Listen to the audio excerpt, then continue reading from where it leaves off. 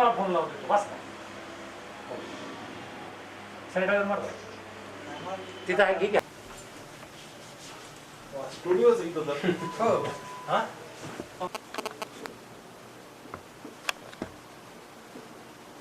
आपली तुमची पण लिंक शेअर करणार प्रदीप याच्यावर आहे ना लाईव्ह आला माळशिरस पत्रकार संघ ते माझ्या पेजला शेअर कर याला अकाउंटला नको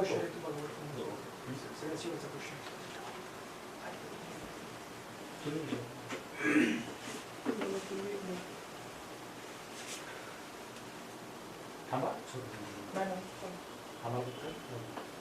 हेच आहे ना आपलं आता याच्यावर जे येईल ना क्या की तुम्ही काय करून देतो क्या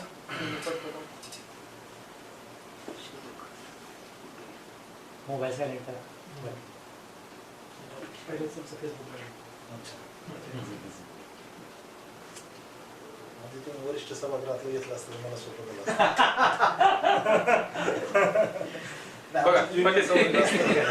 तुम्ही आल्याशी वरिष्ठ सभागृह सुरुवात तुमच्यापासून करायची फोटो काढायला नाही म्हणजे तसं हे असतं ना प्रोटोकॉल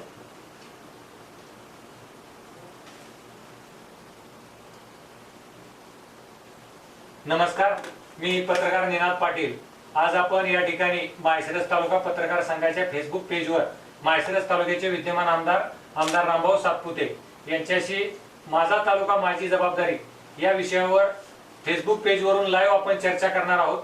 तालुक्यातील जे काही विविध प्रश्न असतील ते आपण आदरणीय आमदार साहेबांना या ठिकाणी या पत्रकार मित्रांच्या माध्यमातून आपण विचारणार आहोत। सर्वप्रथम मी स्वातंत्र्य दिना 74व्या स्वातंत्र्य दिनाच्या निमित्तानं सर्वांना मनपूर्वक शुभेच्छा देतो आणि आदरणीय आमदार साहेबांचे या ठिकाणी सहर्ष स्वागत करतो। आजच्या चर्चेत सहभागी होण्यासाठी या ठिकाणी माळशिरस तालुका पत्रकार संघाचे अध्यक्ष आदरणीय विनोदजी बाबर सर, त्याचबरोबर दैनिक लोकमतचे पत्रकार आदरणीय LD वाघमोडे, त्याचबरोबर दैनिक संचारचे पत्रकार आदरणीय संजयजी देशमुख साहेब या ठिकाणी उपस्थित आहेत। आपण सर्वांचंच मी माळशिरस तालुका पत्रकार संघाच्या वतीनं या ठिकाणी सहर्ष स्वागत करीत आहे। या ठिकाणी आमच्या विनंतीला मान देऊन या ठिकाणी तालुक्यातील विविध प्रश्नांवर चर्चा करण्यासाठी आदरणीय रामभाऊ सातपुते या ठिकाणी आवर्जून उपस्थित राहिले। त्यांचं मी सर्वप्रथम माळशिरस तालुका पत्रकार संघाच्या वतीनं एक बुके देऊन सहर्ष स्वागत करीत आहे।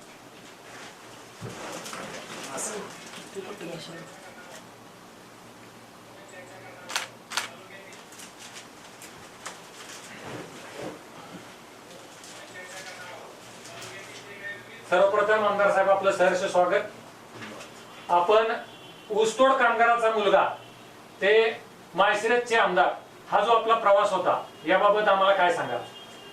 सर्वप्रथम माळशिरस तालुक्यातील सर्वांना मी भारतीय स्वातंत्र्य दिनाच्या खूप साऱ्या शुभेच्छा देतो।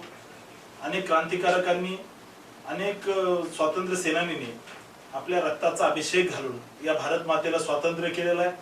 हा दिन निश्चितच स्वर्ण अक्षराने हजारो नाही तर करोडो वर्षापर्यंत या जगाच्या इतिहासामध्ये लिहिला जाईल आणि भारताच्या स्वातंत्र्य लढ्यासाठी ज्यांनी ज्यांनी बलिदान दिलं, ज्यांनी ज्यांनी योगदान दिलं अशा सगळ्यांना मी विनम्र अभिवादन करतो आणि आपल्या सगळ्यांना माळशिरस तालुक्यातील सर्व नागरिकांना स्वातंत्र्य दिनाच्या खूप साऱ्या शुभेच्छा देतो।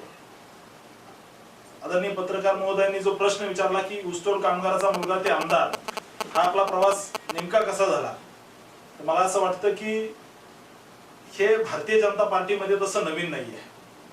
आपण आदरणीय गोपीनाथरावजी मुंडे साहेबांपासून आदरणीय प्रमोदजी महाजन असतील, अटल बिहारी वाजपेयी असतील किंवा इव्हन नरेंद्रजी मोदी असतील, अतिशय सामान्य परिवारातील कार्यकर्ता संघर्ष करत करत त्याच्या जीवनामध्ये समाजाचा त्या ठिकाणी समाजाची सेवा आणि समाजाबद्दल संवेदना जागृत ठेवून आयुष्यभर समाजासाठी काम करायचंय हा वसा घेऊन काम करणाऱ्या संघटनेच्या विचारसरणीतील मी कार्यकर्ता आहे।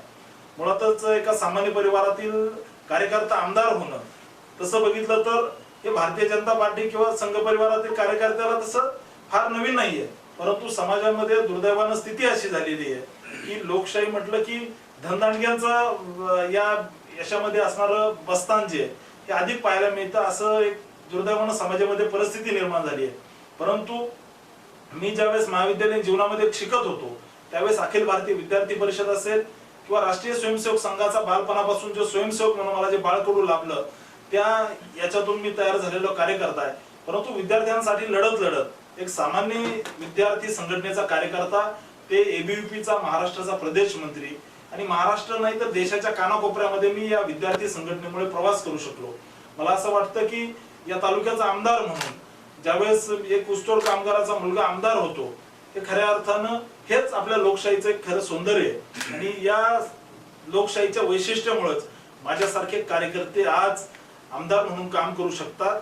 मला असं वाटतं या ऊसतोड कामगाराचा मुलगा हे आमदार होणं या सगळ्याच्या मागे भारतीय जनता पार्टीची जी एकंदरीतच सामान्य कार्यकर्त्याला न्याय देण्याची जी भूमिका आहे ही खऱ्या अर्थानं महत्वाची ठरते. आमदार साहेब, आपण आमदारकीपर्यंतचा प्रवास सांगितला, आपण आमदार वगैरे कसं झाला ते, परंतु ज्या वेळेस विधानसभेच्या निवडणुका घोषित लागल्या त्यावेळेस तालुक्यामध्ये बरीच नावं चर्चेत होती, म्हणजे इथली आपलं नाव चर्चेत पण होतं, पण अचानक आपल्याला उमेदवारीची माळ आपल्या गळ्यात पडली. हे अचानक असं कसं घडलं? नाही, मुळात आपण सांगितलं अनेक नावं चर्चेत होते, त्यात माझंही नाव होतं. सगळ्यात महत्वाची गोष्ट आहे की या प्रवासामध्ये मी जवळजवळ तसं माळशिरस तालुक्यामध्ये माझ्या आई वडिलांनी ऊस तोडलेला आहे, त्याच्यामुळे या तालुक्याशी माझं त्या ठिकाणी माझी जन्मभूमी जरी नसली तर कर्मभूमी ही माझ्या आई वडिलांची होती आणि माझी ही कर्मभूमी असेल. त्यामुळे माझं नाव चर्चेत होतं. परंतु हे कसं घडलं त्याचे किमयागार जे कोणी असतील ते आदरणीय देवेंद्रजी फडणवीस साहेब आहेत, आदरणीय चंद्रकांत दादा आहेत आणि अर्थातच आदरणीय विजयदादा, या सगळ्यांच्या माध्यमातून या तालुक्यामध्ये मला उमेदवारी मिळाली. त्यांच्याच माध्यमातून मला या ठिकाणी या तालुक्याची सेवा करण्याची संधी लागली. चर्चेत नाव आपलं होतं, परंतु शेवटच्या क्षणी फॉर्म भरण्याच्या एक दिवस अगोदर आपल्याला उमेदवारी घोषित झाली आणि अचानक अशी एवढी उमेदवारी शेवटच्या क्षणाला मिळाल्यानंतर आपल्याला विजयाची किती खात्री होती? नाही, निश्चित विजयाची खात्री होती. या तालुक्यामध्ये सहकार महर्षींपासून आदरणीय विजयदादा पर्यंत सगळ्यांनी या तालुक्याच्या विकासासाठी जे काम केलेलं आहे, या तालुक्यामध्ये सहकाराचं जे जाळं या ठिकाणी मोठ्या प्रमाणात उभा केलेलं आहे, या तालुक्याचा म्हणजे कोथळे कारुंडे पासून इकडं संगम पर्यंत या तालुक्याचा जो विकास आदरणीय सहकार महर्षी आदरणीय मोठ्या दादांनी जो केलेला आहे आणि भारतीय जनता पार्टीच्या अनेक कार्यकर्त्यांची जे खऱ्या अर्थानं वैचारिक भूमिका घेऊन या तालुक्यामध्ये काम करतात, अशा सगळ्या कार्यकर्त्यांची साथ होती. त्याच्यामुळे मला निश्चित विजयाची खात्री होती. परंतु काही विरोधकांनी त्या काळामध्ये काही प्रचार केला, बाहेरचा उमेदवार वगैरे, अशा सगळ्या गोष्टीमुळे आम्ही थोडंसं कमी आलो. परंतु निश्चित आदरणीय देवेंद्रजी फडणवीस साहेब असतील, आदरणीय मोठे दादा असतील, या सगळ्यांच्या माध्यमातून आम्ही या तालुक्यामध्ये विकासाचं काम निश्चित करू आणि पुन्हा एकदा चांगल्या पद्धतीने भारतीय जनता पार्टीचं काम या तालुक्यामध्ये निश्चित वाढवू असा मला विश्वास होतो. आमदार साहेब, तुम्ही निवडून आला, प्रशासकीय काम बघत आहे, तर लोकप्रतिनिधी आणि प्रशासकीय अधिकारी हे दोन चाकं समजली जातात गाड्याची, तर ही सध्या बरोबरीनं चालतायत का? याविषयी काय तुमचं मत आहे? आपलं एकदम बरोबर आहे की लोकप्रतिनिधी आणि प्रशासन हे एका गाडीचे दोन चाक आहेत. हे सगळं करत असताना थोडीशी कसरत आहे. काही या सगळ्या विषयामध्ये तालुक्याच्या विकासाच्या विषयामध्ये नवीन आमदार झाल्यानंतर काही विषयामध्ये थोडेसे मतभेद आहेत, परंतु आमच्यात मनभेद नाही आहेत. आम्ही तालुक्याच्या विकासाच्या बाबतीत तालुक्यातील येणाऱ्या गोष्टीबद्दल निश्चितच दूरदृष्टी ठेवून मी काम करणारा कार्यकर्ता आहे.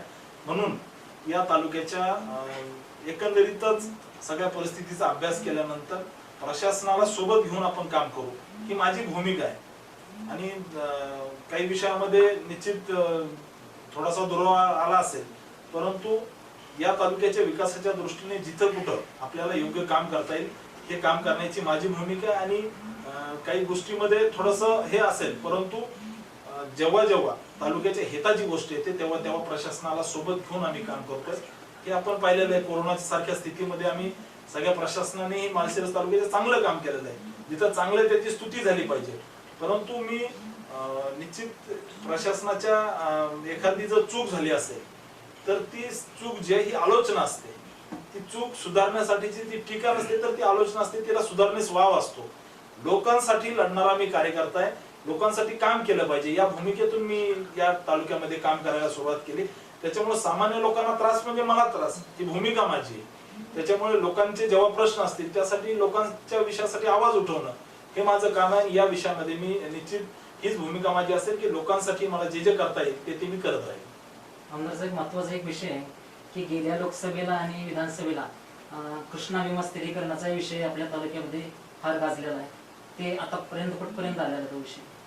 पत्रकार महोदय, निश्चित एक विषय आहे की हा माळशिरस तालुक्याचा नुसता प्रश्न नाही. आदरणीय विजयसिंह मोहिते पाटील साहेबांनी हे स्वप्न पाहिलेले की कृष्णा भीमा स्थिरीकरणाच्या माध्यमातून पश्चिम महाराष्ट्रातील अनेक तालुके जे पाणी म्हणजे विनाकारण वाहून समुद्राला जात आहे, या पाण्याचं व्यवस्थित त्या ठिकाणी नियोजन करून पश्चिम महाराष्ट्र म्हणजे माळशिरस तालुका नाही, सोलापूर जिल्हा नाही, तर या कृष्णा भीमा स्थिरीकरणाच्या माध्यमातून उस्मानाबाद सारखा जिल्हा जो त्या ठिकाणी पिढ्यानपिढ्या दुष्काळात गेला, असे अनेक जिल्हे तालुके आहेत ज्या तालुक्याला पाणी पाहायला मिळत नाही. मला वाटतं आदरणीय विजयसिंह मोहिते पाटील साहेबांनी, आदरणीय मोठ्या दादांनी जो कृष्णा भीमा स्थिरीकरणाचं जे स्वप्न पाहिलेलं आहे, निश्चित म्हणजे आदरणीय रणजित दादाची असेल, माझी ती भूमिका आहे की यासाठी आम्ही जीवाचं रान करू. म्हणजे केंद्रीय पातळीवर असेल, राज्य पातळीवर असेल किंवा लवादाकडे हा विषय असेल, जिथं जिथं लावून धरता येईल. काही स्वप्न म्हणजे आपण जर पाहिलं तर तसं जोडणं चुकीचं होईल या ठिकाणी, परंतु राम मंदिराचं कधी कधी वाटायचं लोकांना अशक्य आहे, परंतु झालं. कृष्णा भीमा स्थिरीकरण ज्या वेळेस होईल त्यावेळेस निश्चितच माझी आजची मुलाखत आपण लक्षात ठेवा की हा या तालुक्यासाठी नाही तर महाराष्ट्राच्या इतिहासामध्ये सुवर्ण अक्षराने लिहिलेला शब्द असेल. निश्चितच आदरणीय विजयसिंह मोहिते पाटील साहेबांनी जे स्वप्न पाहिले ते स्वप्न आम्ही निश्चित येत्या काळामध्ये पूर्ण करू. त्याच्यासाठी जे जे करता येईल ते प्रशासकीय पातळीवर असेल, राज्य पातळीवर असेल, केंद्रीय स्तरावर असेल, आम्ही निश्चित त्या ठिकाणी रणजितदादाच्या खांद्याला खांदा लावून आम्ही या विषयामध्ये काम करू असा मला विश्वास आहे. माझा त्यांच्या प्रश्नाला जोडून एक प्रश्न आहे. आपण प्रचार सभामध्ये पण मीरा उजवा कालवाला समांतर पाईपलाईन करू असं एक आपण प्रचार सभेमध्ये किंवा आपल्या जाहीरनाम्यामध्ये उल्लेख होता. त्याच्याबद्दल आपण कुठपर्यंत आला होता? सगळ्यात महत्वाची गोष्ट अशी की समांतर पाईपलाईन हा विषय जो आहे म्हणजे वॉटर सध्या जे पाणी जे मोठ्या प्रमाणामध्ये त्या ठिकाणी लॉस होत आहे, त्या सगळ्या विषयाला धरून माळशिरस सब डिव्हिजन आणि मासनूर सब डिव्हिजन जे आहे या इथल्या शेतकऱ्यांना पूर्ण क्षमतेने त्यांचे फाटे जे त्या ठिकाणी भरून वाहिले पाहिजे, वेळेवर पाणी भेटलं पाहिजे, ही भूमिका आम्ही निवडणुकीमध्ये घेतली. आम्ही या भूमिकेला बांधलेलो आहोत, ही पूर्ण झाली पाहिजे. आमच्या निवडणुकीतला जाहीरनाम्यामधला नाही तर तो आमची त्या ठिकाणी स्वप्न आहे की आम्हाला ते पूर्ण करायचंय. परंतु दुर्दैवानं कोरोना सारखी स्थिती आहे. महाराष्ट्रामध्ये विकास विरोधी असणारं सरकार अनेक कामाच्या वर्क ऑर्डर त्यांनी कॅन्सल केल्या. असं सरकार असल्यामुळं ते जुने कामं जे आहेत प्रस्तावित, ज्यांचे वर्क ऑर्डर आहेत हेच कॅन्सल केले. त्यामुळे या समांतर पाईपलाईनचा जो विषय तो येत्या काळामध्ये आमच्या अजेंड्यावर आहे. नाहीतर ते आम्ही नुसतं अजेंड्यावर नाही तर आम्ही यासाठी प्रयत्नही मोठ्या प्रमाणामध्ये करतो. येत्या काळामध्ये निश्चित या प्रश्नासाठी आम्ही सरकारी पातळीवरती प्रयत्न करू, प्रशासकीय पातळीवरती प्रयत्न करू. परंतु आमच्या निवडणुकीमध्ये आम्ही जे जे शब्द दिले ते पूर्ण करण्याचा अतिशय प्रामाणिकपणे प्रयत्न करू. आता आपण सांगितलं की तुमची जन्मभूमी जरी नसली तर कर्मभूमी ही आहे माळशिरस तालुका. या माळशिरस तालुक्यामध्ये शेत जमिनीच्या बाबतीत किंवा पिकांच्या बाबतीत तालुका सुजलाम सुफलाम आहे. पूर्वी ऊसाचं क्षेत्र मोठ्या प्रमाणावर तालुक्यात होतं, परंतु अलीकडे फळबागांचं क्षेत्र मोठ्या प्रमाणात वाढते. मग डाळिंब असेल, केळी असेल, पेरू असेल, आंबा असेल. तर आपण वचननाम्यामध्ये असं एक सांगितलं होतं की हे फूड प्रोसेसिंग युनिट आहेत. आज आदरणीय मोदी साहेबांनी लाल किल्ल्यावरून भाषण करताना सांगितले की फूड प्रोसेसिंग युनिटला आम्ही हे करणार आहे, म्हणजे प्रोत्साहन देणार आहे. तर आपल्या डोक्यात असा काही तालुक्यात प्लांट आहे की जेणेकरून शेतकऱ्यांना जसं केळीचं क्लस्टर झालं करमाळा भागामध्ये, तर त्या पद्धतीनं इतर डाळिंब असेल, केळी, आंबा असेल, पेरू असेल, सीताफळ असेल, असं एखादं क्लस्टर आपल्या डोक्यात आहे का काही विचार करण्याचा? सगळ्यात महत्वाची गोष्ट माळशिरस मधून आपण जर पाहिलं तर ऊसाच्या उत्पादनापासून तरकारीचं जे आपल्या गाड्या पुण्याला जातात मार्केट यार्डामध्ये, अशा सगळ्या विषयाला धरून आमच्याकडे व्हिजन आहे. प्रामुख्यानं आपल्या तालुक्यामध्ये मागील काही दिवसापासून आपण सांगितल्याप्रमाणे केळीचं उत्पादन मोठ्या प्रमाणात होत आहे. लोक ऊसाच्या शेतीकडून मोठ्या प्रमाणामध्ये आता फळबागेकडे वळायला लागलेले आहेत. म्हणजे डाळिंब असेल किंवा अनन्य वेगवेगळे जे फळ आहेत, या सगळ्याच्या विषयामध्ये निश्चित आम्ही येत्या काळामध्ये हे करू. परंतु या सरकारची भूमिका अशी आहे प्रामुख्यानं की भारतीय जनता पार्टीचं जिथं आमदार आहे, आपण जर पाहिलं तर माझा या ठिकाणी सरकारच्या बद्दल आरोप आहे की यांनी काँग्रेस, राष्ट्रवादी आणि शिवसेनेच्या आमदाराला 4-4 कोटी रुपये त्या ठिकाणी 25-15 मध्ये दिले, परंतु भारतीय जनता पार्टीच्या आमदाराला फुटकी कवडी या सरकारने दिली नाही. हे भारतीय जनता पार्टीच्या आमदारांबद्दल तुमचा द्वेष असेल तर तिथपर्यंत ठीक आहे, परंतु भारतीय जनता पार्टीच्या आमदारांना 3.5 लाख लोकांनी निवडून दिलेलं आहे. त्याच्यामुळे तिथल्या जनतेशी विश्वासघात करण्याचं काम जर कोणी केलं असेल तर या सरकारने केलेलं आहे. त्याच्यामुळं या सगळ्याबद्दल आमच्या दृष्टिक्षेपामध्ये हे सगळे विषय आहेत, परंतु मुळातच विकासाच्या विरोधात हे सरकार असल्यामुळं आम्हाला निश्चित त्रास प्रशासकीय पातळीवर शासकीय पातळीवर होतोय. परंतु येत्या काळामध्ये विधान परिषदेचे आमदार आदरणीय रणजितदादांच्या मार्गदर्शनाखाली येत्या काळामध्ये अशा फ्रूट क्लस्टरसाठी आम्ही येत्या काळामध्ये निश्चित प्रयत्न करू. प्रामुख्यानं आपल्या तालुक्यातील चारही दिशाने पलीकडचे दुष्काळी भागातील काही जर गावं जर आपण सोडले तर या अकलूज परिसर असेल किंवा माळशिरस परिसर असेल, ह्या भागामध्ये आपण जे म्हणताय की फळ उत्पादन मोठ्या प्रमाणामध्ये वाढलेलं आहे, परंतु यासाठी आम्ही प्रयत्न निश्चित करू आणि एक चांगलं क्लस्टर उभारायचा प्रयत्न करू. थोडासा वेळ लागेल, परंतु विकासासाठी जे शब्द दिलेले आहेत आपण विकासाच्या दृष्टीने या तालुक्याच्या ते पूर्ण करण्यासाठी प्रामाणिक प्रयत्न केल्याशिवाय आम्ही राहणार नाही. आता आपण साखर उद्योगाचं बोलला, ऊस उत्पादनाचं, पण एकेकाळी माळशिरस तालुक्यामध्ये 4 साखर कारखाने होते. महाराष्ट्रामध्ये असा एकमेव तालुका होता आणि त्यावेळी शेतकऱ्यांचं अर्थकारण हे फक्त ऊसामुळेच पुढे गेलं. आज जो तालुक्याची जी स्थिती आहे ती बऱ्यापैकी ऊस उत्पादनामुळेच आली किंवा ऊसामुळेच आर्थिक सोबतता आली. मात्र आज सध्या जर परिस्थिती बघितली कारखान्याची तर 2 साखर कारखाने तालुक्यात बंद स्थितीत आहेत आणि तालुक्यात कोरोनामुळं कामगार येणार की नाही, ऊस सगळा कारखान्यांना जाणार का नाही, अशा अनेक प्रश्न शेतकऱ्यांसमोर आहेत. आणि यावर्षी पाणी उपलब्ध असल्यामुळं ऊसाची चांगली वाढ झाली, ऊस उत्पन्न चांगल्या पद्धतीने शेतकऱ्यांना मिळणार आहे. मात्र त्याचं भविष्यात काय होणार आणि त्याबाबत तुमचा विचार काय किंवा तुम्ही याबाबत काय धोरण आखलेलं आहे आपल्या? सगळ्यात महत्वाची गोष्ट की ऊसाच्या विषयामध्ये प्रामुख्यानं जर शेतकऱ्याच्या बाजूने जर कुणी भूमिका मांडली असेल तर ती भारतीय जनता पार्टीने मांडलेली आहे. आपण जर इतिहासाची पानं जर उलगडली तर आपल्या लक्षात येईल प्रथमतः म्हणजे शेतकऱ्याला ऊसासाठी कधी कधी वेगवेगळ्या पद्धतीचे प्रश्न उपस्थित व्हायचे, त्यावेळेस शेतकऱ्यांचा ऊस कारखान्यांनी घेतला पाहिजे याच्यासाठी हद्दबंदी उठवायचं जर काम कुणी केलं असेल तर ते अटल बिहारी वाजपेयी पंतप्रधान असताना प्रथमतः केलेलं आहे. मला असं वाटतं की ऊसाच्या तालुक्यातील ऊसाच्या प्रश्नाबद्दल जर विचार केला आपण तर निश्चित या तालुक्यात या वर्षी पावसामुळे मोठ्या प्रमाणामध्ये ऊस उत्पादन होत आहे. आपण जर दुसरा प्रश्न विचारला की कोरोनाच्या स्थितीमुळं आज ऊसतोड कामगार तालुक्यामध्ये येतील का नाही अशी स्थिती आहे, परंतु प्रत्येक गोष्टीचं उत्तर असतं कोरोनाबद्दल जी आपली सुरुवातीची भीती होती ती आज राहिलेली नाहीये. निश्चित काळजी घेण्याची गरज आहे, परंतु शासन स्तरावरती याबद्दल आपण सर्वजण प्रयत्न करतोय की शेतकऱ्याचं नुकसान होणार नाही याच्यासाठी प्रयत्न करण्याची आपली गरज आहे. आणि ऊस आपण जे सांगितलं की मोठ्या प्रमाणामध्ये ऊस उत्पादन होईल, परंतु हद्दबंदी सारखा विषय जो आहे ती उठवलेली आहे, झोनबंदी ज्याला म्हणतात. मला वाटतं निश्चित येत्या काळामध्ये शेतकऱ्याचा सगळा ऊस कारखान्यावर जाईल याच्यासाठी आम्ही प्रयत्न करू. निश्चितच आदरणीय रणजितदादा प्रयत्न करतायत. शंकर आपला जो याचा सदाशिवनगरचा जो कारखाना आहे निश्चित चालू होईल मला विश्वास आहे आणि शेतकऱ्याचं ऊसाचं टिपरू ही शेतामध्ये राहणार नाही हा मला या ठिकाणी विश्वास वाटतो. आमदार साहेब, महत्वाचा एक लोणंद ते पंढरपूर हा रेल्वे मार्ग 100 वर्षापासून हा प्रलंबित मार्ग आहे. काही शेतकऱ्यांच्या नावावरती तो त्याचं एक नाव पण आहे, जमीन पण गेलेली आहे, ॲक्वायर केलेली आहे, परंतु बऱ्याच दिवसाचा हा प्रश्न प्रलंबित आहे. त्यासाठी आपण काय करणार आहोत? सगळ्यात महत्वाची गोष्ट आहे की लोणंद पंढरपूर मार्ग जो आहे हा पूर्वी नॅरो होता, आता ब्रॉड केला. जवळजवळ फलटण पासून पंढरपूर पर्यंत जवळजवळ 650 एकर आपल्याला अजून जागा लागते. भारतीय जनता पार्टीचं सरकार केंद्रात आहे. आदरणीय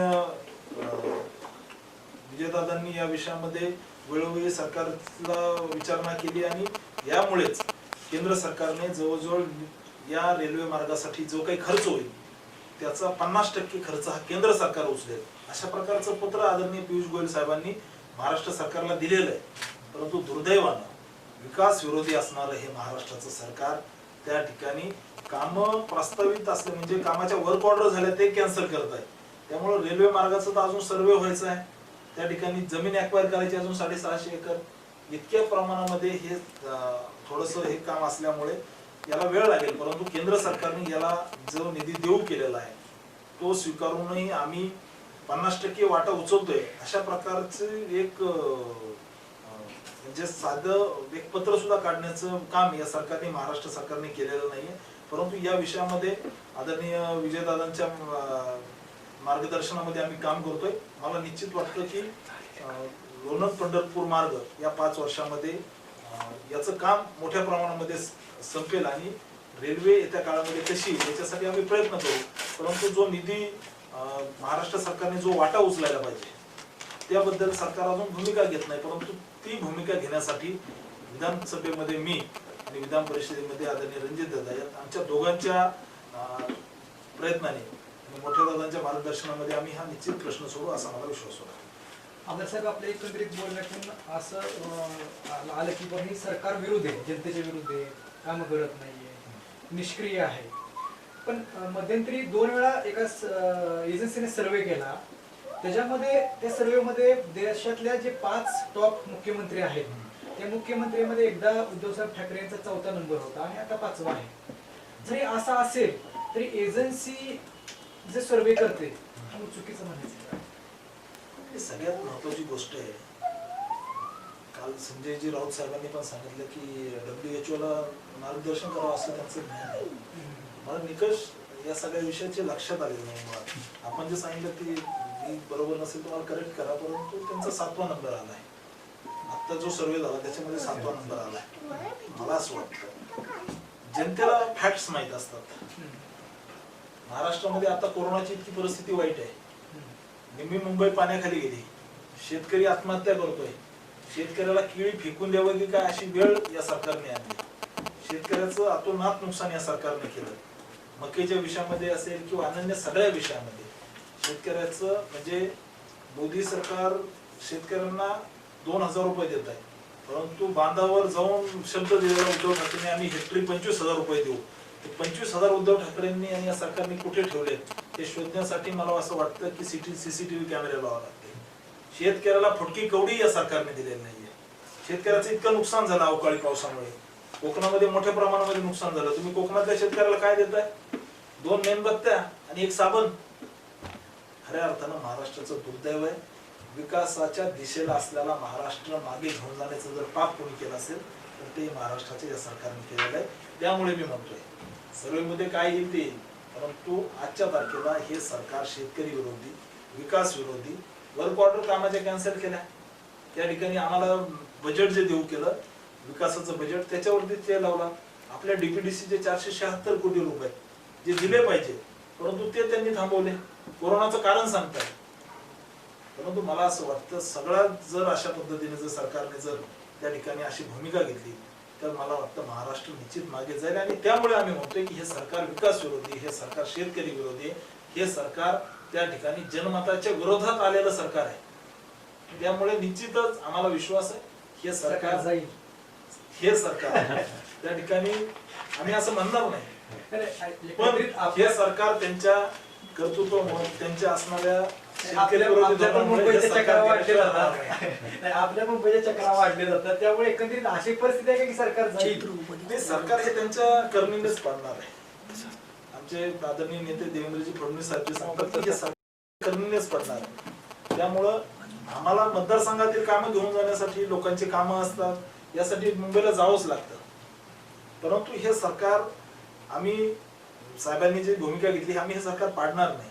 परंतु त्यांच्या करणीमुळेच हे सरकार पडेल. महाराष्ट्रातील शेतकऱ्याचा तळतळाट या सरकारला आहे. या सरकारने शेतकऱ्याला केळी फेकायला लावली. या सरकारने शेतकऱ्याला त्या ठिकाणी देशोधडीला लावलं. त्याच्यामुळे बळीराजाचा तळतळाट या सरकारला लागलेला आहे. हे सरकार गेल्याशिवाय राहणार. आपण सांगितलं सरकार पडेल. आता सरकार जर पडलं आणि आपल्या पक्षात सरकार आलं तर माळशिरसला मिनिस्ट्री मिळण्याचे किती चान्सेस आहेत? सगळ्यात महत्वाची गोष्ट आहे की सरकार आलं पाहिजे ही आमची भूमिका आहे. माळशिरसला मिनिस्ट्री मिळेल का? कारण माळशिरसनं आतापर्यंत इथलं आदरणीय मोठ्या दादांच्या नेतृत्वाखाली सातत्यानं मंत्रिपद आमच्या आपल्या तालुक्यानं भोगलेलं आहे. त्यामुळे तालुक्यातील जी विकासाची जी कामं आहेत ती आता तालुक्यामध्ये मंत्रिपद आणि आपलं भाजपचं सरकार नसल्यामुळे थोडी खोळंबलेली आहेत. आपण आता बोलताना सांगितलं. पण जर समजा भाजपचं सरकार आलं तर तालुक्याला मिनिस्ट्री मिळेल का? आणि जर मिनिस्ट्री मिळायची असेल तर ते प्रोटोकॉल म्हणजे कुणाला मिळेल? आपण आता तालुक्यात 2 आमदार आहेत. वरिष्ठ सभागृहात आमचे नेते रणजित दादा आहेत, त्यामुळे ते मिनिस्टर झाले पाहिजे ही आमची भूमिका असेल आणि त्यासाठी राम सातपुते प्रयत्न करेल. तालुक्याचं शैक्षणिक धोरणाविषयी काही तुमचे प्लॅन आहेत का? आता सध्या पदवीधरांची संख्या जास्त आहे, त्यानंतर स्पर्धा परीक्षेचा अभ्यास करणाऱ्यांची पण संख्या जास्त आहे. तर स्पर्धा परीक्षेच्या दृष्टीने जी काही तयारी करायला पाहिजे, विद्यार्थ्यांना एक सुविधा मिळायला पाहिजे किंवा तसं केंद्र पाहिजे, याबाबत काय आपले धोरण आहेत का? नाही, मुळात आमच्या पक्षाच्या जाहीरनाम्यामध्ये निवडणुकीचे आम्ही सांगितलं की माळशिरस तालुक्यामध्ये प्रत्येक 4-5व्या घरातील विद्यार्थी हा स्पर्धा परीक्षेकडे झुकलेला आहे. मग याचा निकालामधून पाहिलं की माळशिरस तालुक्यामध्ये जरी आपल्या मतदारसंघामध्ये वाघोली गाव नसेल तरी तिथला एक मुलगा आज आयएस झाला, म्हणजे आयएस लेवलला आला. दरवर्षी माळशिरस तालुक्यातले 2-5 अधिकारी त्या ठिकाणी क्लास 1 ऑफिसर होतात. परंतु आज जर पाहिलं तर पुण्यात जर शिकवायचं म्हणलं मुलाला तर मोठ्या प्रमाणामध्ये खर्च आहे. तर माझं स्वप्न आहे की माळशिरस तालुक्यामध्ये एक चांगलं स्पर्धा परीक्षेचं मार्गदर्शन केंद्र, नुसतं मार्गदर्शन केंद्र नाही तर ते निवासी मार्गदर्शन केंद्र, आणि त्या माध्यमातून माळशिरस तालुक्याला एक अधिकारी घडवणारं एक जो तालुका आहे राज्यामध्ये नावलौकिकाला यावा ही माझी भूमिका आहे. त्यामुळे निश्चित आम्ही जो शब्द दिलेला आहे की माळशिरस तालुक्यामध्ये एक चांगलं स्पर्धा परीक्षा केंद्र आम्ही उभारू, ज्याच्यामधून काही रिटायर्ड ऑफिसर असतील, काही जे स्पर्धा परीक्षा मुलं पास झालेले अशा सगळ्या मुलांना जो त्यांचा जॉईनिंग पिरियड जो असतो त्याच्यामध्ये ते मुलं येऊन शिकवतील आणि एक गुणवत्तेच्या निकषावर हे मुलं आपल्या तालुक्यामध्ये स्पर्धा परीक्षामध्ये घेतले जावेत आणि त्याच्या माध्यमातून चांगले अधिकारी घडावेत ही माझी भूमिका आहे. त्याच्यासाठी मी निश्चित प्रयत्न करणार आहे. 5 वर्षामध्ये 5 वर्ष म्हणजे निश्चित आता प्रत्येक गोष्टीला मी हे उत्तर देऊन चालणार नाही की बुवा सरकार निधी देत नाहीये किंवा ह्या सगळ्या विषयाला, परंतु माझी प्रामाणिक इच्छा आहे की माळशिरस तालुक्यामध्ये एक चांगलं स्पर्धा परीक्षेचं केंद्र उभं राहिलं पाहिजे, त्यासाठी मी प्रयत्न करणार आहे. ऑनलाईन एक आपल्याला प्रश्न विचारला अकलूजचे सुजय सिंह माने पाटील यांनी की जो NRBCचा जो कॅनल आहे त्या कॅनलचे माळशिरस तालुक्यामध्ये जवळपास जेवढं पाणी तालुक्याच्या हक्काचं मिळतं त्यातले 25% लॉसेस आहेत. म्हणजे जे काही धनदांडे शेतकरी आहेत ते आपल्या बळाचा वापर करून ते पाणी पळवतात आणि त्यामुळं जे टेलला शेतकरी राहत आहेत, जे गोरगरीब असतील, अल्पभूधारक असतील, अत्यल्पभूधारक असतील, तर आता अस्तरीकरण तर पूर्ण NRBCला झालेलं आहे. तर याबद्दल आपण काय प्रयत्न करणार आहात का? हे सगळ्यात महत्त्वाची गोष्ट मी मगाशी जसं सांगितलं की हे जे पाण्याचं जे नुकसान होतंय की वॉटर लॉस जो होतोय याच्यासाठीच आमची भूमिका आहे की समांतर पाईपलाईन आली पाहिजे. मासनूर सब डिव्हिजन असेल, माळशिरस सब डिव्हिजन असेल, यामुळेच आमची भूमिका आहे की शेतकऱ्याच्या शेताला पाणी भेटलं पाहिजे, याच्यासाठीची आमची स्पष्ट भूमिका आहे. यासाठी प्रयत्न करण्याची आवश्यकता आहे. निश्चित त्यांचं म्हणणं बरोबर आहे की दुर्दैवानं ही स्थिती काही ठिकाणी होतीये, काही प्रमाणामध्ये ही स्थिती आहे, मी ती मान्य करतो. परंतु या वर्षी शेतकऱ्याला या कोरोनाच्या पिरियडमध्ये मला शेतकऱ्यांनी कधीही फोन केला तर मी अधिकाऱ्यांना लाईनवर घेऊन त्या शेतकऱ्याला पाणी भेटलं पाहिजे याच्यासाठी मी प्रामुख्याने प्रयत्न केले. पाण्याचं थोडंसं नियोजन प्रामुख्याने झालं पाहिजे. परंतु येत्या काळामध्ये आम्ही निश्चितच या कालवा समितीची मीटिंग असेल किंवा तालुक्यातल्या अधिकाऱ्यांशी समन्वय साधून एक्झिक्युटिव्ह इंजिनियरशी बोलून या पाणी विषयामध्ये आम्ही निश्चित येत्या काळामध्ये काम करू आणि शेतकऱ्याला नुकसान होणार नाही, कुणीही शेतकरी पाण्यावाचून वंचित राहणार नाही याच्यासाठी प्रयत्न केल्याशिवाय राहणार नाही. स्वाभिमानी शेतकरी संघटनेचे अध्यक्ष अजित बोरकर यांचा एक प्रश्न आहे आपल्यासाठी की दूध दराविषयी केंद्र सरकारची काय भूमिका असेल आपण सांगू शकाल का? दूध दरवाढीसाठी सगळ्यात महत्वाची गोष्ट स्वाभिमानी शेतकरी संघटनेचे म्हणजे त्यांनी भूमिका घेतली तालुक्याने, परंतु ते सत्तेत येतात आहे खऱ्या अर्थाने. मला अभिमान आहे, मी अशा पक्षाचा कार्यकर्ता आहे की ज्या पक्षाने शेतकऱ्याला दुधाला भाव भेटत नव्हता त्यावेळेस 5 रुपये लिटर मागे अनुदान दिलं. परंतु दुर्दैवानं आंदोलन भारतीय जनता पार्टीने केल्यानंतर यांनी अजून दुधाचे दर कमी केले. 17 रुपयाने आज दूध हे करावं लागत आहे. म्हणजे सरकारची नियत लक्षात येते, या सरकारची शेतकऱ्यांच्या प्रश्नाबद्दल पाहण्याची नियत लक्षात येते की भारतीय जनता पार्टीने राज्यभर आंदोलन केलं, त्याला ठीक आहे तुम्ही वाढवायचं का नाही समजा तो तुमचा पॉलिसी डिसिजन असेल, परंतु आंदोलन केल्यानंतर मला वाटतं महाराष्ट्रातील हे पहिलं सरकार असेल की एखाद्या मागणीवरती विरोधी पक्षाने आंदोलन केल्यानंतर ठीक आहे वाढवायचं का नाही ते बघा, वाढवलं पाहिजे ही आमची भूमिका आहे, परंतु कमी करताय तुम्ही शेतकऱ्याचे दुधाचा दर. खऱ्या अर्थ महाराष्ट्राचं दुर्दैव आहे. केंद्र सरकारची निश्चित भूमिका या विषयामध्ये परंतु राज्य सरकारने हातपाय तर हलवायला पाहिजे. राज्य सरकारने प्रस्ताव दिला पाहिजे केंद्राकडे. म्हणजे आज जर महाराष्ट्र सरकारला आपण मागे पाहिलं की महाराष्ट्र सरकारने केंद्र सरकारला ज्या ज्या मागण्या कराव्या लागतात त्या मागण्या सुद्धा केंद्र सरकारकडे निधीच्या बद्दल केलेल्या नाहीयेत.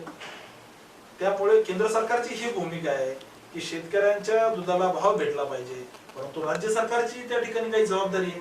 राज्य सरकारने त्या ठिकाणी सरकारकडे प्रस्ताव दिला पाहिजे केंद्र सरकारकडे. सरकारने देवा, आमचे नेते त्या ठिकाणी देवेंद्रजी फडणवीस साहेब प्रयत्न करतील. दुसरं समाधान काळे पाटील आणि शिवराज पुकळे या दोन युवा शेतकऱ्यांचा असा प्रश्न आहे की सध्या मार्केटमध्ये युरिया खत मिळत नाही, तर याबाबत काय आपण सांगू शकाल? ही माळशिरस तालुक्याची परिस्थिती नाहीये पत्रकार साहेब, ही महाराष्ट्राच्या कानाकोपऱ्यातील शेतकऱ्यांची परिस्थिती आहे. मला अभिमान आहे भारतीय जनता पार्टीचं सरकार असताना 5 वर्षामध्ये एकाही शेतकऱ्याला त्या ठिकाणी रांग लावून युरियासाठी उभा राहायची वेळ आली नाहीये. आज महाराष्ट्रामध्ये युरियाचा काळा बाजार चालू आहे. शेतकऱ्याला त्या ठिकाणी कृत्रिम पद्धतीने याचा सगळा साठा करून कृत्रिम तुटवडा करण्याचं काम जर पाप कोणी केलं असेल तर महाराष्ट्रातील या सरकारने केलेलं आहे. त्याच्यामुळे माळशिरस तालुक्याची नाही, मला जेव्हा हा सगळा विषय समजला त्यावेळेस मी कलेक्टर साहेबांशी बोललो, मी कृषी अधीक्षकांशी बोललो, परंतु जर आडातच नाही तर पवऱ्यात कुठून येईल? खऱ्या अर्थानं या सरकारची नियत शेतकऱ्याच्या प्रश्नाबद्दल अजिबात जागरूक नाही. म्हणजे 250-300 रुपयाची गोणी 500-500 रुपयाला देतात. 300 रुपयाचं युरियाची गोणी घ्यायची असेल तर लिंकिंग करून तुम्ही 26-10 किंवा 10-26 घ्या. अशा प्रकारचं हे महाराष्ट्राच्या कानाकोपऱ्यात चालू आहे. या खाजगी ज्या कंपन्या आहेत या सगळ्या कंपन्यांशी या सरकारच्या लोकांचं काही साठवलोट आहे का, हा माझा प्रश्न आहे. त्यामुळे शेतकऱ्याला युरिया भेटला पाहिजे ही माझी भूमिका आहे. यासाठी भारतीय जनता पार्टीने निवेदन दिले, आंदोलन केले की शेतकऱ्याला युरिया भेटला पाहिजे. तर मला असं वाटतं की या प्रश्नाबद्दल राज्य स्तरावरती सरकारने स्ट्रॅटेजी ठरवण्याची गरज आहे. राज्य सरकारने केंद्र सरकारकडे मागणी करावी. जिथं जिथं मी स्वतः या पावसाळ्यामध्ये कृषी अधिकाऱ्याला त्या ठिकाणी दर 2 दिवसाला फोन करतो की तुमचं रॅक किती आले, त्याचं डिस्ट्रीब्युशन कसं झालंय, तुम्ही डीलरला किती माल दिलाय, या सगळ्याबद्दल मी स्वतः, मला जर शेतकऱ्यांनी तक्रार केली की इथं काळा बाजार होतोय, तुम्ही दुसऱ्या मिनिटाला कृषी अधिकाऱ्याला लाईनवर घेऊन ते चेक करा, त्याची चौकशी लावा, ही मी स्वतः मागणी केलेली आहे. म्हणजे तांदूळवाडीचा विषय असेल, वेळापूरचा विषय असेल, नातेपुतेचा विषय असेल, या सगळ्याबद्दल मी शेतकऱ्याला आपण विचारू शकता की या प्रत्येक प्रश्नाबद्दल मी अधिकाऱ्यांना जाब विचारलेला आहे. राष्ट्रवादी काँग्रेसचे जे प्रांतिक सदस्य ऍडव्होकेट विशाल पाटील यांनी आपल्यासाठी एक छान प्रश्न विचारलाय. कारण गेल्या मार्च पासून कोरोनाचा वाढता प्रादुर्भाव लक्षात घेता सर्व वकील मंडळी घरी बसून आहे, तर यासाठी आपल्या माध्यमातून काय करण्याचं प्रयोजन आहे का? या विषयामध्ये सगळ्यात महत्वाची गोष्ट, वकील जे ज्युनियर वकील आहेत, जे प्रामुख्यानं त्या ठिकाणी शिक्षण झाल्यानंतर काही दिवस प्रॅक्टिस करतात सिनियर वकिलाकडे, या सगळ्याच्या विषयामध्ये मी स्वतः पत्र त्या ठिकाणी महाराष्ट्राचे जे विधी सचिव जे आहेत यांना मी स्वतः पत्र लिहिलेलं आहे. महाराष्ट्राच्या मुख्यमंत्र्याला मेल केलाय, हवं तर ते आहे मी त्यांना पाठवू शकतो. परंतु सरकार त्या ठिकाणी या सगळ्याबद्दल संवेदना सरकारच्या किती आहेत हाच माझ्या मनामध्ये प्रश्न आहे. ते आदरणीय राष्ट्रवादी काँग्रेसचे प्रांतिक सदस्य आहेत. वकील साहेब, मी तुम्हाला विनंती करतो की आपणही आपल्या सरकारला त्या ठिकाणी विनंती करावी, जिथं कुठे यायचं मी तुमच्या सोबत देईल, परंतु खऱ्या अर्थानं महाराष्ट्रातील जे नवखे नवोदित वकील आहेत, जे अनेक सिनियर वकिलाकडे पाहून या विधी आणि न्याय विषयामध्ये स्वतःचं कर्तृत्व करू पाहत आहेत, अशा सगळ्यांची खऱ्या अर्थानं बिकट अवस्था आहे. तर सरकारला या विषयामध्ये मी पत्र देतो. विधानसभेमध्ये या विषयामध्ये 7 सप्टेंबरला जे अधिवेशन आहे, या अधिवेशनामध्ये मी त्या ठिकाणी सरकारला जाब विचारेल, परंतु सरकारला त्या ठिकाणी द्यायचं काही सांगू नका. बदल्यांसाठी सरकारचे भांडणं आहे, परंतु शेतकऱ्याच्या प्रश्नाबद्दल कोणाचे भांडणं नाही आहे. पोलिसांच्या बदल्याच्या विषयामध्ये डीजीपी आणि यांचं वाद आहे, डीजीपी सही करणार नाही म्हणतात, परंतु शेतकऱ्याला युरिया भेटत नाही याबद्दल सरकार काही बोलत नाहीये. खऱ्या अर्थानं महाराष्ट्राचं दुर्दैव आहे, इतकं कपाळ करंट सरकार महाराष्ट्राला लाभलेलं आहे. मधल्या काळामध्ये आपण मुंबईवरून आला आणि क्वारंटाईन आपल्याला करावं असे अकलूजच्या उपविभागीय अधिकाऱ्यांनी एक पत्र काढलं गेलं. या पत्रावरून बराच माळशिरस तालुक्यामध्ये गोंधळ निर्माण झाला आणि अजून कुठल्या एका कारणास्तव आपण विधानसभेमध्ये जो एक तारांकित म्हणा किंवा लक्षवेधी एक प्रश्न उपस्थित केला होता की जो घोटाळा आहे, जो पालखी महामार्गाला जो जमीन अधिग्रहण केली जाते, यामध्ये प्रचंड मोठ्या प्रमाणात अधिकाऱ्यांकडून त्या ठिकाणच्या शेतकऱ्यांची पिळवणूक केली जाते, याबाबतही आपण सभागृहामध्ये बोलला होता. तर याबाबत पुढे काय झालं हे सांगता येईल आपलं? सगळ्यात महत्वाची गोष्ट आहे की माळशिरस तालुक्यामध्ये जे मला क्वारंटाईन केलं, मला असं वाटतं की प्रांत अधिकाऱ्याला याची माहिती नसेल की लोकप्रतिनिधीला क्वारंटाईन करणे म्हणजे प्रवास करण्याच्या विषयामध्ये केंद्र सरकारचं एक सर्क्युलर आहे, त्याच्यामध्ये एक्झम्पशन दिलेलं असतं. नंतर त्या विषयामध्ये चर्चा झाली, परंतु माझी साधी मागणी होती की मी समजा बाहेरच्या तालुक्यातून माझी आई आजारी होती, त्या दरम्यानच्या काळात मी आईला भेटायला गेलो, तर मुळात माझी एक स्पष्ट भूमिका आहे.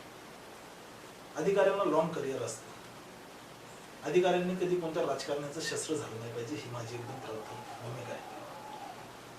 म्हणजे सगळ्यात महत्वाची गोष्ट, कोणीतरी पत्र देतं आणि त्याच्यानंतर आमदारांना क्वारंटाईन केलं जातं. खऱ्या अर्थानं त्यावेळेस अधिकाऱ्यांनी जर मला सांगितलं असतं, म्हणजे प्रांताधिकाऱ्यांनी वरच्या सांगण्यावरून तुम्हाला क्वारंटाईन केलं असं म्हणायचं? नाही, कुणीतरी तक्रार केली ना त्या विषयामध्ये, वरच्यांनी वगैरे विषय नसतो, परंतु ती तक्रार केली, ठीक आहे, त्यांचा अधिकार आहे. कोणतरी साठे म्हणून कोणतरी तक्रार केली किंवा त्यांचा अधिकार आहे लोकशाहीमध्ये, आंदोलन करणं, पत्र देणं हा त्याचा राजकीय अधिकार असतो. परंतु त्याचं एक्झिक्युशन कसं करायचं हे अधिकाऱ्यांच्या हातात असतं. मला जर साधी विनंती केली असती त्यामध्ये, किंवा मला सांगितलं असतं, आदेश करू शकतात, पण ते लेखी आदेश काढावा, आमदारांना क्वारंटाईन करावं, नगरपालिकेच्या सचिव मुख्य अधिकाऱ्याला पत्र दिलं होतं. मी बीटेक झालेलो आहे ना, मला थोडं सेन्स आहे या सगळ्या विषयाचा. मला सांगितलं असतं आमदार साहेब तुम्ही क्वारंटाईन व्हा 14 दिवस, मी क्वारंटाईन झालो असतो. मला काळजी आहे ना स्वतःची पण समाजाची पण, की माझ्यापासून मी हेल्दी कॅरियर होऊ नये. तो दुर्दैवानं त्या ठिकाणी राम सातपुतेला क्वारंटाईन केलं नाही, तर त्या काळामध्ये माळशिरस तालुक्यातल्या जनतेला मला जी काही मदत करायची होती त्या मदतीला क्वारंटाईन करण्याचं काम हे सगळ्या लोकांनी केलेलं आहे. मला असं वाटतं आपण जो दुसरा प्रश्न विचारला की माळशिरस तालुक्यामध्ये भूमी अधिग्रहणामध्ये मी एलेगू केला, सभागृहामध्ये तो विषय मांडला. माळशिरस तालुक्यातल्या जनतेला माहिती भूमी अधिग्रहणाचं काय चालू आहे सध्या, हे राम सातपुतेला सांगायची गरज नाही ना. आपण धर्मपुरी पासून वेळापूरचे तोडले पर्यंत शेतकऱ्याला विचारा काय चालू आहे. का शेतकऱ्याबद्दल आवाज उठवायचा नाही का? आमदारांना ज्यांनी मतं दिले त्याचा पण आमदार असतो, ज्यांनी नाही दिले त्याचा पण आमदार असतो. माझं काय चुकलं? मी या माध्यमातून माळशिरस तालुक्यातल्या जनतेला विचारतो, मी आपल्यासाठी आवाज उठवला, हे माझं काय चुकलं? सामान्य कुटुंबातून आलो, ऊसतोड कामगाराचा मुलगा आहे. आज मी जरी आमदार असलो तर माझे वडील शेतातून डोक्यावर ऊसाची याची सरपणाची मुळी आणतात, अशा परिवारातला आहे मी. त्याच्यामुळे मला ह्या सगळ्या संवेदना माहिती आहेत. माळशिरस तालुक्यातल्या जनतेच्या प्रश्नाबद्दल मला माहिती आहे. मी सभागृहात काय बोललो, खाजगी एजंट नेमले, आपण पत्रकार, आपण दिवस रात्र लोकांमध्ये नेमले का नाही आपण सांगावे. माळशिरस तालुक्यातील जनतेचं एक्सप्लॉयटेशन केलं जातं, हे आवाज उठवलं मी. माझं काय चुकलं? राजकारणामध्ये राजकारण करताना त्या ठिकाणी या सगळ्या प्रश्नाबद्दल बोललं पाहिजे, हे मला माझी सदसद्विवेक बुद्धीने सांगितलं, त्यामुळे मी बोललो. तर आपण त्याचं एक अशा पद्धतीचं एक हे करून मला क्वारंटाईन केलं. मला असं वाटतं अधिकाऱ्यांनी कुणाचंही शस्त्र बनवू नये, ही माझी भूमिका आहे. त्यामुळे दुर्दैव आहे की माझ्यासारख्या कार्यकर्त्याला त्या ठिकाणी त्या काळी क्वारंटाईन करण्याचं हे केलं, परंतु ते जे तोंडी होऊ शकत होतं त्याचा इतका मोठा विषय करायला नको होता. ठीक आहे, long they have long career, I have long career, let's see what will happen. आमदार साहेब, महत्वाचा विषय होता की तालुक्यात कोरोनाची संख्या अतिशय फास्ट झपाट्याने वाढत आहे, त्याबद्दल प्रशासक जे आता काम करत आहे ते योग्य करत आहे का, सक्षम आहे का त्या संदर्भात? सगळ्यात महत्वाची गोष्ट आहे की नागरिकांनी, सगळ्यात महत्वाची गोष्ट आहे की चीन मधून माळशिरस तालुक्याच्या कन्हेरपर्यंत कोरोना जाऊ शकतो. त्यामुळे प्रत्येकाला कोरोना आहे हे डोक्यात ठेवूनच आता आपण वागलं पाहिजे, मास्क वापरले पाहिजे. मी सगळ्यात महत्वाची गोष्ट प्रशासनाची स्तुती करतोय की खूप चांगल्या पद्धतीने प्रशासन खऱ्या अर्थानं काम करत आहे, दिवस रात्र झोकून देऊन काम करत आहे. याच्याबद्दल मी म्हणजे खऱ्या अर्थानं अकलूज ग्रामपंचायत माननीय सरपंच शिवतेसिंह मोहिते पाटील असतील, आदरणीय रणजितदादा असतील, खऱ्या अर्थानं या सगळ्यांची जी टीम आहे, आमच्या सगळ्यांनी मिळून जे काम करत आहे, खऱ्या अर्थानं यांच्यासोबत प्रशासनाचंही मी कौतुक करतो. प्रांताधिकारी असतील, सगळे पोलीस असतील, तहसीलदार असतील, या सगळ्यांनी खऱ्या अर्थानं दिवस रात्र झोकून देऊन काम करतायत. मी त्यांची स्तुती करतो. कोरोनाच्या स्थितीबद्दल निश्चित मी समाधानकारक आहे की चांगल्या पद्धतीने काम करतायत. परंतु नागरिकांना माझी कळकळीची हात जोडून विनंती आहे की आपण सगळ्यांनी काळजी घेण्याची गरज आहे. आपण जर काळजी घेतली नाही, माझं काय होतं की आम्ही रोजच आहे सोबत आहे, मास्क घातला नाही तर काय होईल. मला असं वाटतं याच कारणामुळे कोरोना वाढलेला आहे.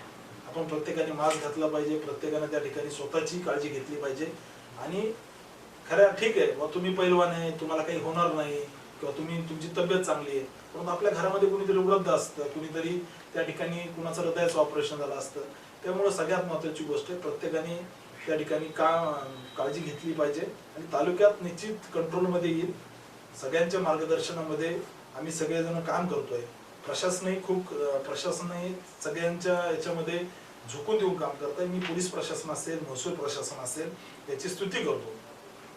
परंतु दुर्दैवानं पुन्हा तिथंच येतं. या सरकारने त्या ठिकाणी हा विषय हेल्थचा आहे, मग डॉक्टरला हँडलिंग दिलं पाहिजे होतं स्टेट लेवलला.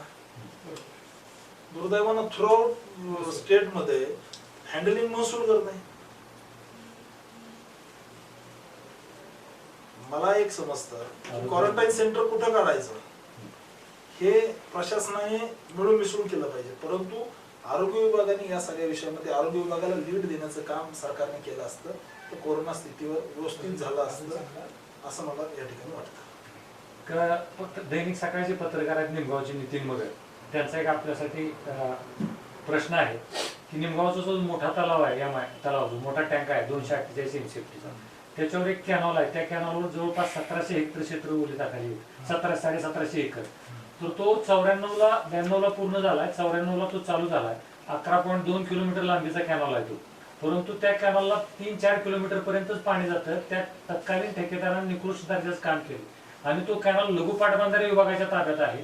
परंतु तो लघु पाटबंधारे विभागाच्या ताब्यातून पाटबंधारे विभागाने ताब्यात घेतलेला नाही. वारंवार आंदोलनं झाली, अगदी घेतलेलं नाहीये पाटबंधारे विभागाने. मधल्या काळामध्ये कारखाना गेस्ट हाऊसला आमदार आदरणीय रणजितदादांबरोबर ज्या मिटिंग झाल्या, त्या मिटिंगमध्ये त्या अधिकाऱ्यांनी मीच प्रश्न विचारला होता त्या ठिकाणी अधिकाऱ्यांना की हा कॅनॉल कधी ताब्यात घेणार, तर लवकर ताब्यात घेणार कॅनॉल, असं बऱ्याच वेळा सांगितलं जाते. परंतु तो कॅनॉल ताब्यात घेतला जात नाही आणि ते 1700 हेक्टर 1750 एकर जी जमीन आहे ती ओलिताखाली येत नाही. तर याबाबत आपण थोडी आग्रही भूमिका घ्यावी असं त्यांचं मत. नाही, निश्चित मी थोडीशी पहिल्यांदाच हा विषय माझ्यापर्यंत आलेला आहे. थोडंसं मला व्यक्तिगत जर त्यांनी या सगळ्या विषयाची जर माहिती दिली तर प्रशासकीय स्तरावरती याची नेमकं काय स्टेजला हा विषय आहे थोडीशी माहिती घेऊन गरज पडली तर मंत्रालयातील अधिकाऱ्यांशी या विषयामध्ये बोलून जे काही करता येईल ते आपण या विषयामध्ये सकारात्मक करू, शेतकऱ्यांच्या हिताचं करण्यासाठी मी प्रयत्न करेन. पत्रकार विजय चव्हाण यांचा एक प्रश्न आहे आपल्यासाठी की कोरोनाच्या सुरुवातीच्या कालावधीमध्ये आपण तालुक्यामध्ये फारसं दिसला नाही, जेणेकरून इतर जी काही राजकीय नेते मंडळी असतील इतर पक्षाची, त्यांनी जे अन्नधान्याचे जे काही किट असतील ते गोरगरीब सामान्य जनतेपर्यंत पोहोचवले गेले. परंतु आपल्या माध्यमातून तसं काय आम्हाला एवढं असं जाणवलं नाही असं त्यांचं मत आहे. सगळ्यात महत्वाची गोष्ट आहे की राम सातपुतेंनी अन्नधान्याचे किट दिले. आपणही पाहू शकता, माळशिरस मध्ये दिले, फुंडशिरस मध्ये दिले, नातेपुतेमध्ये दिले. माझी जितकी शक्ती तितकं मी केलं. त्यामुळं दुसरी गोष्ट राहिली मी तालुक्यात असण्याची, मी तालुक्यामध्ये होतो. विरोधक याच्या जर बातम्या करत असतील, त्या काळामध्ये जर राजकारण करत असतील, दरम्यानच्या काळामध्ये माझी आई आजारी होती. त्या काळामध्ये मला कुटुंब, मी घरामध्ये एकटा मुलगा असल्यामुळे कुटुंब आणि मतदारसंघ असं दोन्ही बॅलन्स करून काही दिवस इकडे काही दिवस तिकडे अशा पद्धतीने मी हे करत होतो. आणि आपल्याला माहिती आहे की सुरुवातीचा काळ जो आहे किती पॅन्डेमिक होता. सुरुवातीला या विषयामध्ये, कोरोनाच्या विषयामध्ये फारशी जागृती नसल्यामुळं दुर्दैवानं स्थिती इतकी हे होती, घरात आई आजारी असल्यामुळे मला फार लोकांमध्ये मिक्स होता येत नव्हतं. परंतु मी या विषयामध्ये जेवढं मला करता येईल, माझ्या शक्तीनुसार जेवढं करता येईल तेवढं मी त्या ठिकाणी करण्याचा प्रयत्न केला. आपण आता जवळपास सगळ्या विषयावर, शेती असेल, कृषी असेल किंवा इतर शैक्षणिक असेल, या विषयावर चर्चा केली. परंतु एक सर्वात महत्त्वाचा प्रश्न असा राहतो आमच्या पत्रकारितेच्या क्षेत्रामध्ये की तालुक्यामध्ये, इतर तालुक्यांमध्ये पंढरपूर असेल, करमाळा असेल, माढा असेल, त्या तालुक्यामध्ये पत्रकार भवन आहे. परंतु आज तागायत आमच्या सर्व पत्रकारांचं दुर्दैव असं आहे की आपल्या तालुक्यामध्ये पत्रकार भवन नाही. तर आमची आपल्याकडे आग्रही मागणी अशी आहे की आपण तालुक्यामध्ये आपल्याला जिथं शक्य असेल, जिथं सोयीचं वाटेल त्या ठिकाणी एक तालुक्याचं पत्रकार भवन आपण करावं अशी मी आपणाला विनंती करतो. याबाबत आपलं थोडंसं आपण सांगितलं तर बरोबर. निश्चित पत्रकाराची भूमिका समाज परिवर्तनामध्ये खूप मोठी असते आणि पत्रकार तसा महत्वाचा घटक असतो. किंवा मी पाहतो कधी कधी एलडीच्या बातम्या पाहतो की शेतकऱ्याच्या प्रश्नाला खूप चांगल्या पद्धतीने स्पर्श केलेला असतो. पत्रकार म्हणजे चमचमीत राजकीय बातम्या देणं ही पत्रकारिता नुसती नाहीये. तर अनेक विषयाला चांगल्या पद्धतीने स्पर्श करता येऊ शकतो आणि त्याच्यातून न्याय घेता येऊ शकतो. मला असं वाटतं की पत्रकारांना एक चांगलं हक्काचं व्यासपीठ असलं पाहिजे आणि पत्रकार भवनच्या माध्यमातून ज्यावेळेस प्रशासकीय लोक, राजकीय लोक येतात आणि आपल्या किंवा शेतकरी सुद्धा हक्काने पत्रकार भवनामध्ये जाऊ शकतात, निश्चित ते झालं पाहिजे. या विषयामध्ये मी निश्चित प्रामाणिकपणे प्रयत्न करण्याचा काम करण्याचा प्रयत्न करेन. येत्या काळामध्ये आपल्या सगळ्यांच्या मार्गदर्शनामध्ये हा प्रश्न सोडवण्याचा आपण प्रयत्न करू. आमदार साहेब, बरेच प्रश्न झाले तालुक्यातले, विकासाचे, राजकीय, सामाजिक. परंतु जनतेला आपल्या वैयक्तिक आयुष्याबद्दल पण, आमदारांच्या आयुष्याबद्दल पण वैयक्तिक उत्सुकता असते. आपला साखरपुडा झाला, आता गाजला. आता जनतेला उत्सुकता आहे की आमदार लाडू कधी चालताय. निश्चित लवकरच या विषयामध्ये तुम्हाला हे भेटेल. कोरोनामुळे थोडं लांबले 15 एप्रिलला सामुदायिक विवाह सोहळ्यामध्ये ठरलं होतं, परंतु या सगळ्या परिस्थितीमध्ये, परंतु आता छोटेखानी हे करून नंतर चांगलं जेवण देऊ सगळ्या तालुक्याला लाडू खायला देणार. परंतु आता छोटेखानी थोडस येत्या काळामध्ये या विषयामध्ये लवकरच आपल्याला लाडू खाऊ घालेल. धन्यवाद. आज माळशिरस तालुका पत्रकार संघाच्या फेसबुकवर आदरणीय आमदार रामभाऊ सातपुते यांनी या ठिकाणी वेळ दिला, त्याबद्दल मी माळशिरस तालुका पत्रकार संघाच्या वतीनं त्यांचं मनस्च आभार मानतो. धन्यवाद.